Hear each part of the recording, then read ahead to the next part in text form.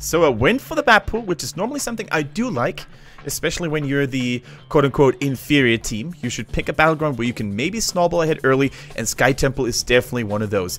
If they snowball, they might have enough momentum to carry it all the way through. The ganks were good, the rotations were strong, and that's exactly what you need on Sky Temple in order to get ahead. So, Sky Temple, not a map that SPT plays very often too. No, but that appears to potentially be for good reason due to a 100% win rate. Yeah. So, is SPT really going to lack experience on this battleground? I cannot imagine that to be the case. A team of SPT's caliber will have something prepared for SoA. But, considering how the other maps went in HGC history, SoA has been doing quite admirably well on Sky Temple. Indeed, they have. They have a negative win rate, but they have a negative win rate on most maps. But once again, they are building themselves up out of this hole they sort of dug for their win rates in the first 2 seasons. Yeah, definitely true. Definitely true. Now, the Arthur's gone. Maybe they want to bait SoA into picking Illidan again by saying, hey, you know what? We're not going to play Arthas, so don't you want that juicy Illidan again? Because we have something else prepared for you. It looks like SPT does not respect the Illidan coming in from SoA at all, despite Fei putting up a good show, putting up a good fight. Dahaka returning. Are they going to be able to... Will SoA actually try and play the map this time, or are they going to try and team fight and maybe actually pick a more accurate team fight comp? Yep. Here we go. What we're going to see here, there's still plenty of options to be chosen, but Dahaka is such a force on a huge battleground like Sky Temple. To be honest, Falstad has always been a hero that SoA has made good experiences with, so I would love them to pick it up, just to counter the global.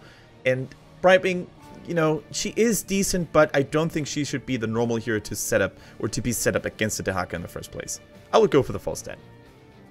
Falstad would be lovely. Falstad would be very lovely. If not, then you need someone who you just have to trust can rotate normally with good timing, and just someone who can beat Dahaka in lane. Malthael would be very efficient for this. Vala coming in once again for SoA. Vala coming in, not a bad first pick by any means.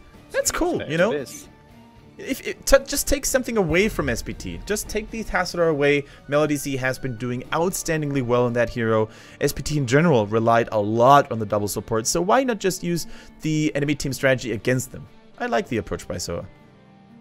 Yeah, Valatas just works. There is a reason it is so highly picked so consistently, because it does just consistently work.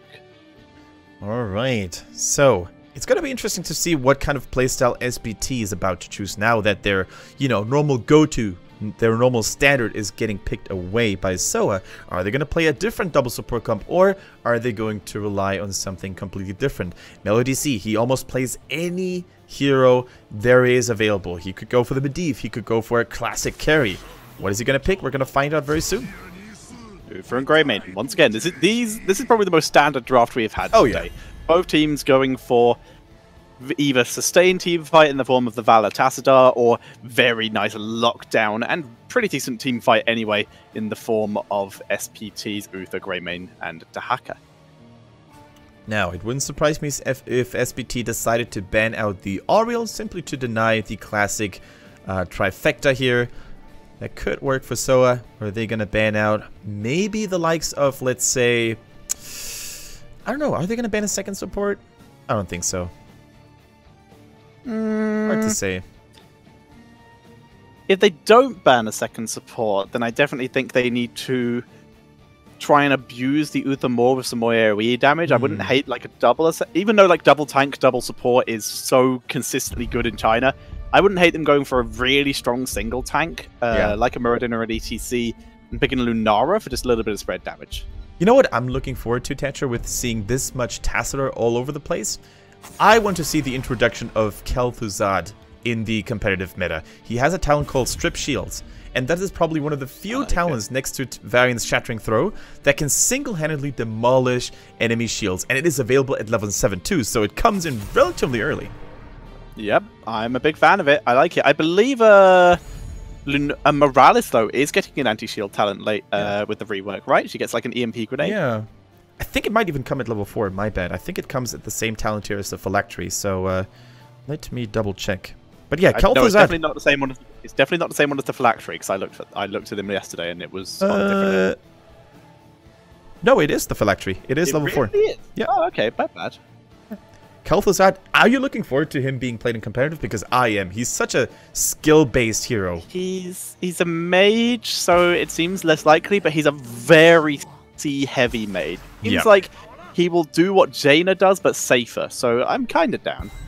Yeah. But with a bit less burst. So we see Ariel coming in. We see the standard TAS Ariel Valor. And they do have Muradin as their tank here, so they can, if they want to now, go for the Lunara a little bit later on, get the double hope generator if SPT doesn't pick a second support. Yeah, that is the real deal here. Is Melody C going to pick a support, or is he going to go for something more exotic? The Medivh, still available in theory. I wouldn't hate it. I think Medivh can be played on a huge variety of maps. Sky Temple might not be in his normal go-to, but keep in mind, you can also steal bosses, potentially, with the Leyline Seal. There's a lot of possibilities, and Melody C, of course, knows exactly how to play that hero. Melody C knows how to play basically every hero they stick him on, because he's kind of a gold. He's actually on screen right now with Fei. Also, very solid player. He did play very well last game, if not maybe a bit more over-aggressive. Okay, so double global coming in from SPT. I like it. I think Lunara is still the correct choice though. She's a little bit vulnerable, but she's still quite mobile with leaping strike. She's got lots of protection. I'd be down with Lunara or Malthael as the last picks here. Yeah, this almost reminds me of Fnatic here, the SPT lineup, with the exception of, you know, Brightwing not being in the mix, but Fnatic played a very global approach here on Sky Temple as well. In fact, it was the all-deciding final match at the Western Clash, where they simply demolished Team Dignitas with it. So, maybe a little bit of a European influence here coming in for the draft on SPT, and I like it. I mean, the European meta has proven to be one of the best, if not the best, in the world as of late. Indeed it has. And this is especially shown at the mid-season brawl where Europe was able to. Oh, it was the mid-season brawl, not the Western Clash. My bad. Dignitas didn't. Well, no, Europe won that too. So. Oh yeah. I mean, it's still good.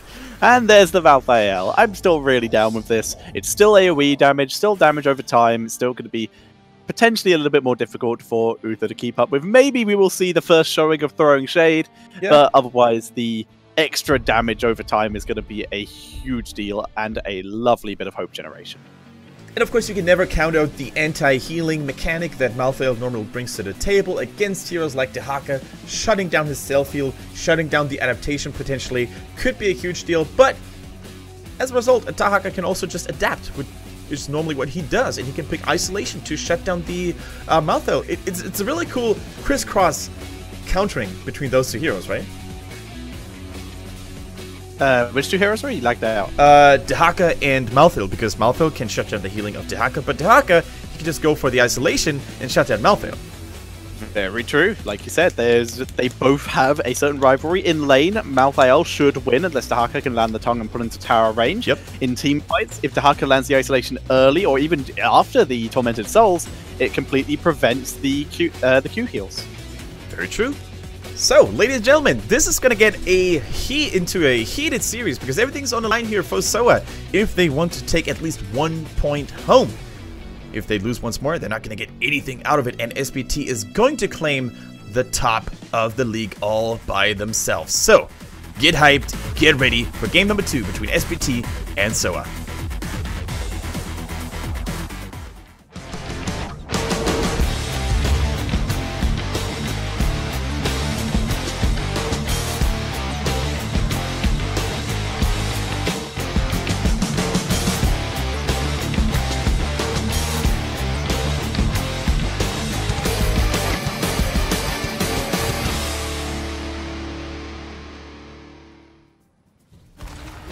Ladies and gentlemen, welcome to Sky Temple. On the left-hand side, super perfect team of Jen Zhao playing the Grey Maiden Melody C on Falstad, Misaka on the Dehaka, Soap on the Anubrak, and ZZH on Uther.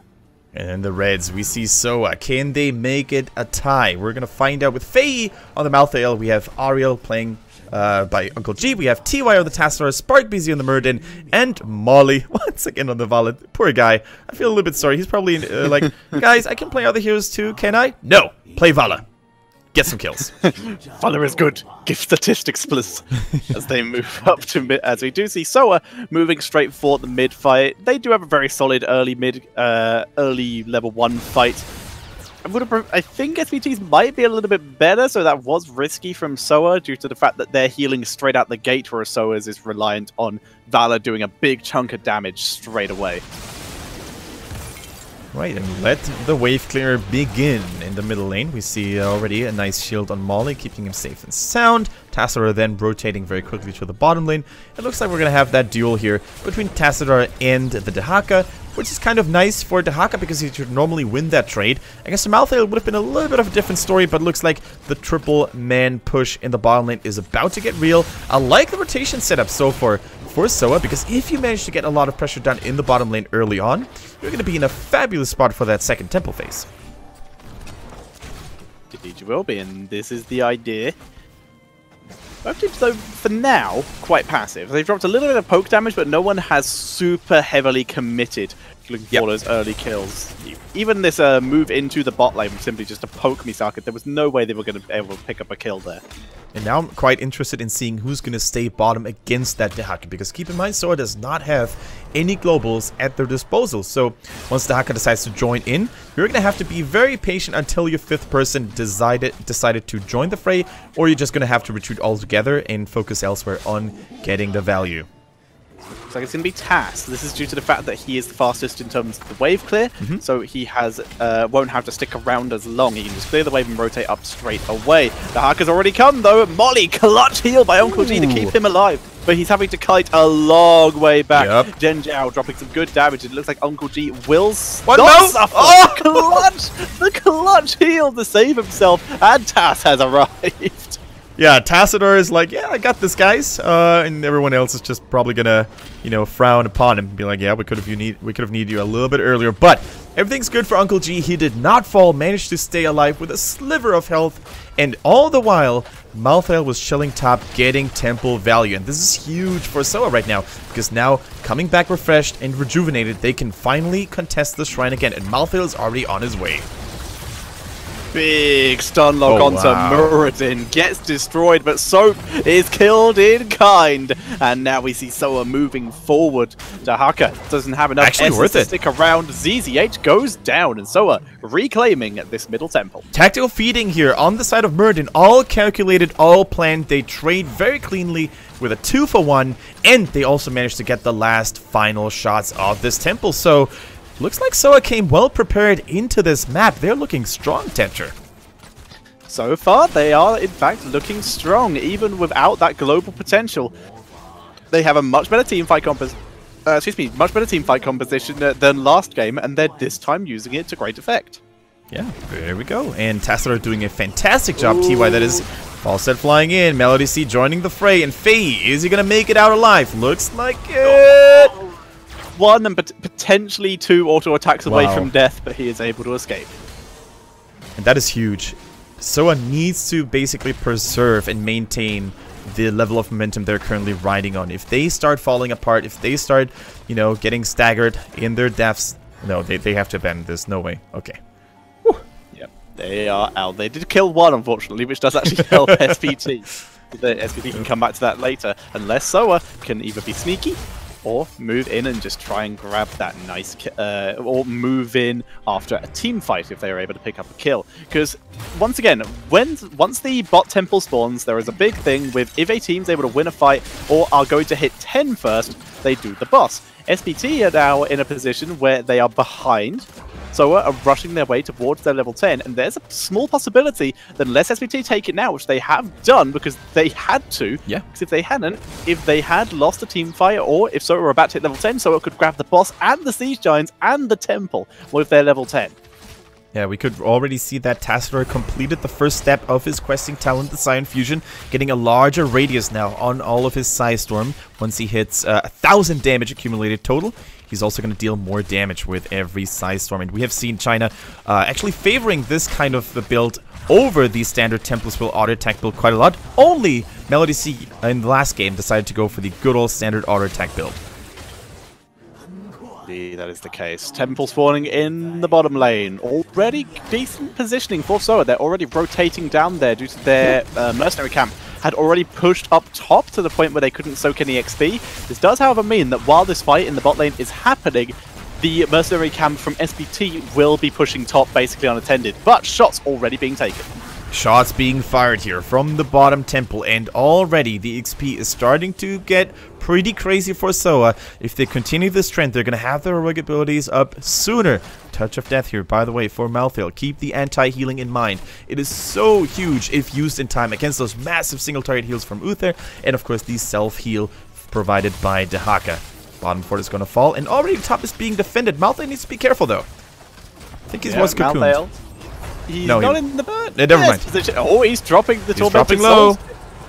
These Tormented Souls will allow him to stay alive, and now he can begin the clearing. So shots taken by SoA. Unfortunately, they're so out of position, it's unlikely they'll be able to capitalize on this with a boss like they would like to. Yeah, for a moment I thought he was cocooned because I didn't see his icon on the minimap anymore, but of course level 9 Kendrick, hehe, not happening. Yeah. But another juicy cooldown being popped. Yeah. TY chasing very deep, looking for Melody C, not able to catch it, and as such, Archon is gone. As level 10 is now hit for SPT. There is that cocoon, the feral lunge, sorry, not the feral lunge, they go for the throat, that's the Rhaegar thing. Divine Shield, Isolation, and Mighty Gust. Yeah, kind of cool to see that still no Cursed Bullet is being used despite such juicy HP heroes like the Murden. Just looks like China prefers to just blow up people with a Go for a Throat. Go for a Throat is a little bit more versatile as well because it can be used at the end of a fight to basically finish someone off. If you're trying to use Cursed Bullet to finish someone off, well, you can kill people with it because it deals percentage damage. Indeed, it is impossible to... I believe it's possible to get a final hit. It has a minimum damage. Yeah. If you shoot someone with 1 hit point, they will die. Probably. So, no, it doesn't have innate damage, if I believe. No, as in it's coded to... Oh, maybe. It will do a minimum amount of 1 damage, yeah, I maybe. think. That would actually be interesting to find out, yeah. Indeed. It seems like it would be really hard to test, though, because of Hero's health regen. You'd have to time that really well. Alright, ladies and gentlemen, SoA is holding up strong. Not really so far ahead in terms of overall XP, but when you take a look at the structures, they've inflicted way more damage to those forts than SPT has, and that was mainly due to the fact that SoA did a really good job rotating, and they did a really good job team fighting thus far, but we're still waiting for the ultimate confrontation to decide who's going to take control over this mid-game. Indeed, I've just figured out a way to do it, by the way, and that is with Alarak. Oh, using the 20! Yeah, you just have to just teleport into the shot as it's fired. We need to do that and record it. There we go. Yep, figured it out. We figured out the test. For now, though, shots already being taken by the top temple, where SoA still in control of this bot one. They're still ahead in XP as well, but we also haven't had a full team fight in a very long time. SoA is basically playing the game like they were supposed to be playing it in the first game as well. Avoiding direct confrontation, forcing SPT to use their gold mobility only to disengage. SoA that is, and I think that's the reason why they chose Sky Temple. On this battleground, more than on almost any other, you can avoid team fighting because all you need to do is just apply a little pressure here and there, hold the temple here and there, and you're good to go. The fact is, though, they've won the team fights that have happened up to now. Their team fight is far better. Overall, it's just a better draft in general for them, as they are able to put on the pressure here. And you can see them trying to put on pressure now. They have level 13, but SPT hit it very shortly afterwards. Exactly. Burning Rage on the Anubrak once again. We have Nullification for Tassifer, which works wonders on someone like Greymane. You can really shut down overall his combat efficiency if you land it in time. We see Uther with a met slowing down people and reducing their attack damage. It's pretty sweet. Indeed, he also has the extra movement speed on level 4 with his hammer. So he's going to be able to move in and to just stay a little bit more mobile with his lockdown. Doesn't have the cooldown reduction on level 1, unfortunately. Speaking of Uther and, you know, going for kind of cool talents, what is your overall impression of ZZH so far in this series, Tetra? Because we were giving him a little bit slack yesterday and the day before as being kind of the weak link. Oh, hold that thought. better than yesterday. However, not enough to drop a Divine Shield on Greymane. And as such, Greymane dies, camp stolen by SoA. I might take it back. We will see. That might have been just a saving for an objective kind of thing if a boss's attempts to be taken. But either way, he did not save Greymane there. But I guess it's a short enough cooldown that it wasn't so bad. I think it's all right, because they basically managed to stay alive as a 4-man unit, and as such, I think SoA would have not had enough time to actually force the issue in the top lane, but they rotate very, very bravely here onto that boss. Keep in mind, Mighty Gust was just used, still in cooldown. I think that was a big thought process why they decided to go for the boss. And SPT, they're not even trying. They're not even trying to contest this. No Gust, no Cocoon. Only Divine Shield, which might have been why it was saved, but that's an easy boss going over to SoA. SPT not wanting to take that risk. And if SoA manages to get 16 as well, they might even be able to push a little bit with that boss, using the superior sieging power plus a talent advantage to their advantage. And that was such a smart call, like realizing Gust on cooldown, you know, Cocoon on cooldown, let's go boss. The enemies probably won't try to contest it, and you can already tell by making those kind of map decisions how much SoA has improved over time. I like improved. I prefer it. Improved, yeah. Improved. Spark VZ dropping a little bit of damage onto Melody C, but Melody C knows he is a slightly easier to micro hero, a little bit faster, and he's able to poke Spark VZ a bit further. 4 siege shines plus level 16. This might be a key. Oh, yes. Might be a game if they're not careful. Oh, yeah. One of them dies.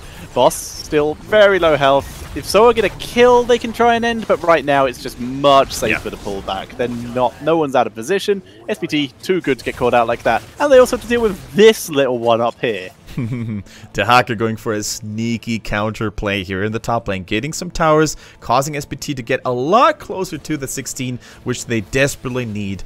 And keep in mind, Tetcher, it is Sky Temple. Oftentimes did we see teams give away a game that they had already won just by going for unnecessary team fights over and over again. Now SoA is playing this correctly. All they need is a temple. Tastro is scouting with his Oracle. Yeah, but SPT knows that. They know that all is needed is a temple, and they're at even talents. They begin to move in for a raid. It is Malthael on the point. Here they come. It comes Malthael, but it's so well played. So that's actually popping the Cocoon. So far, Valor is already dead. SPT picking up the first kill. Anubrak dropping low. Beautiful isolation onto the who is that in the background? That is Muradin, preventing that frontlining. So SPT picking up the only kill in that fight. And that's exactly how you do it. You go in, you blow that Vala up, and you throw that Oriole into the Cocoon. She's going to have to think about her sins and crimes of the past. And, man, SPT turning on the heat, but still they can't manage to get the temple. They can't do it. They are too far behind. They had to send people back due to the amount of damage that Malthael was able to deal in that fight. Yeah. And that's such. Very nicely done. We see SPT using what they have, and what they have is a numbers advantage. So they move over. Oracle get shut down, SPT. As SoA sees everything, even drops a Psystorm for good measure. Ariel, by the way, Reservoir of Hope at level 16. Big fan of that, especially with the newest builds that we have. Gives her much more healing. Yeah, Muradin also going for the stone form, not going for the heavy impact. So this feisty little Bell Dwarf wants to become a rock that cannot be moved and not be made fallen. So I like it. You know what? Causing so much confusion and distracting the enemy team so much so that Malthael and the rest of his crew can finish the job. Yeah, Muradin doing an inverse Jorah, becoming more rock, as we do see BarBZ leaping to freedom. There we go, and now SoA is patiently waiting for that level 20 potentially. They're definitely going to have to wait until Malthael's heroic ability comes back off cooldown. Same goes for the Archon. And they can just wait for the next temple, to be frank. If there's a middle or bottom temple, the keep in the middle is definitely going to fall. And even if there's only a top temple, they can still wait for SPT to engage on them, rather than making mistakes by, you know, reckless engages like in the last game. They are looking so solid right now, SoA. Yes.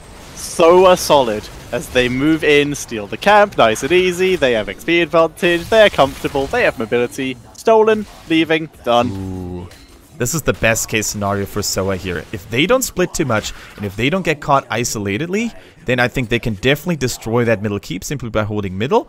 And maybe they can even send someone like Malthael in the top lane, dealing even more damage to those structures with the temple. But SPT, this is their last chance. It's all in or nothing. If they don't take this opportunity, if they don't take this one shot they still have left before level 20, they might fall to the hands of SoA. Dahaka is taking some shots, but he's still on forts. SPT. Oh, Muradin getting CC'd. Valor focused. The Aegis keeping her alive. Gust is used. Dahaka arrives and Molly is destroyed. But Malthael will get Falstad in exchange for this. Falstad can barrel roll. Doesn't need it. Gets healed by Uther just in time. Malthael trying to stay alive. He's got so much poison down. Ariel is getting stuck in, doing some damage of her own here. It's 2 for 2 as Falstad is trying to out micro Muradin. But Ariel finally getting focused down. Thug BZ is running out of health. Needs to leap. Good drag. It's a 3 for 2 in favor of SPT.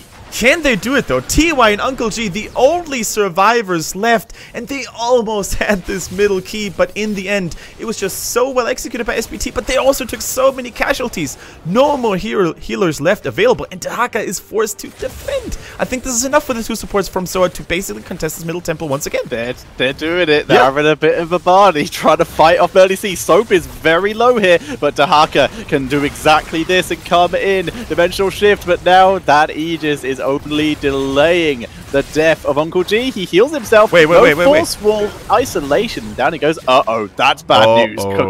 The core is taking damage. 3 catapults here.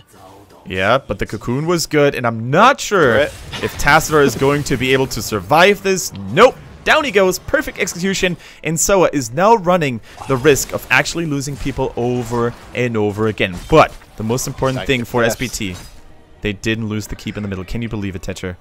Can you believe it? Almost no health. The catapults could have attacked it. NBT could have gone over there. So could have gone over there and attacked it. Look at this focus onto Valor here. Beautiful. Aegis is dropped, gusting everyone else away. Malthael comes in to try and rescue, but Divine Shielded Greymane is so hard to stop. Malthael did such a good job, but the damage dealers and the supports were the ones that split. They were brought so low so many times. Look at TZH, look at Melody C and Quan Zhao here as well. Everyone was so close to dying, but with his dying breath in his holy ghost form, Uther made sure to keep everyone alive. Well, in the meantime, the middle keep did fall after all, so actually pretty good success story here for SoA nonetheless. But the boss, okay, I take that back. It's 20 versus 20. There's a boss pushing bot lane. Can they backdoor? Fort there. They'll actually take a couple of shots. They'll actually absorb a couple of the hits from the boss there. I doubt a backdoor is on the cards, but they are grabbing the tempo, which is putting pressure onto top keep, and that's going to keep catapults going. It's down to Dahaka. As long as SoA can survive this boss, they're still in a wonderful position, but this is a big boss. Malthael damage, though. Archon, the infinite Archon, doing crazy damage, and that's so good for the defense right now. Double storms as well. Exactly. Beautiful. Here's the gust, though. This could end the game. Ariel gets deleted complete. No, she's alive. She's still alive. We see Malthael doing huge damage with the Tormented Souls. We're going to see Greymane go down to the SoA did it! Malthael's at full health. They're flashing from the backline. And Noob doesn't even make it into the sky. And there he goes. He falls down the hole. Boss will move on to the core, but it doesn't matter. Core will clear it up. And SoA move across the map. And unless Uther can end the game with redemption right here, which he does have, he's just not moving. Back. Why would you be? Just all in the core. That's your only hope. But that is almost certainly going to be GG. How did Ariel survive that? I can only imagine that it was a cocoon. I think she was cocooned. Yeah, the chat saying cocoon. Oh, what a disaster. A noob, please.